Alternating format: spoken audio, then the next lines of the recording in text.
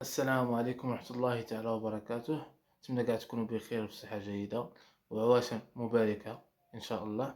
اليوم غادي تكون الريسيتا ديالنا إن شاء الله، يعني أملو ديال اللوز. كيفاش نقادو أملو ديال اللوز؟ واخا غير من المنزل ديالنا راح نصوبوه. من المنزل ديالك تقدر تصوب أملو اليوم. غادي نعطيكم الروسيتا. غادي ديروا لوز يتحمر، ضروري يكون محمر اللوز، غيتحمروه. غادي نوريكم الطريقة إن شاء الله. اللوز يكون محمر وما يتحمرش بزاف تيتحرق، يكون اللون ديالو بني ذهبي، يعني بحال الذهب، يكون اللون ديالو ذهبي. والسكو كلاصي كيبقى لكم على حساب الحلاوه، بحال مثلا الباتيسيري كيخدموا به يعني مثلا حلو شويه، فهمت؟ مع مثلا غادي ندير انا، غادي العبار ديالي غادي يكون مثلا 3 كيلو ديال العبار، 3 كيلو ديال اللوز غادي تكون عندي محمره مريقله. وكنقسم ديك 3 كيلو كتقسمها على 3، شحال تعطيك؟ غتعطيك تبقى كيلو، كيلو تاع السكو كلاصي. هذا هو العبار اللي كنخدم بها انايا.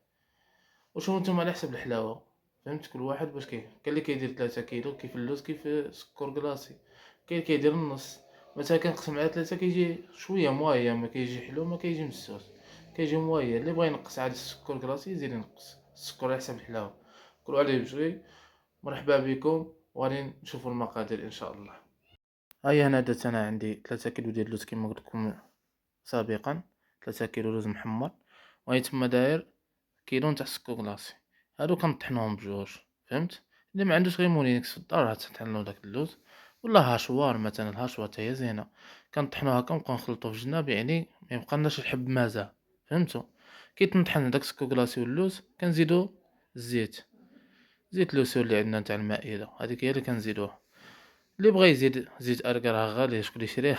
اللي بغى يزيد زيت، زيت ارغان ولا راه مزيانه.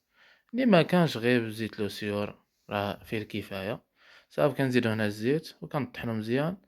وهذا هو الفيديو الاخير كنحصلوا على هذا امن ان شاء الله، وبالصحه والراحه، ورمضان مبارك سعيد. يدخل عليكم بالصحه باش ما تمنيتو.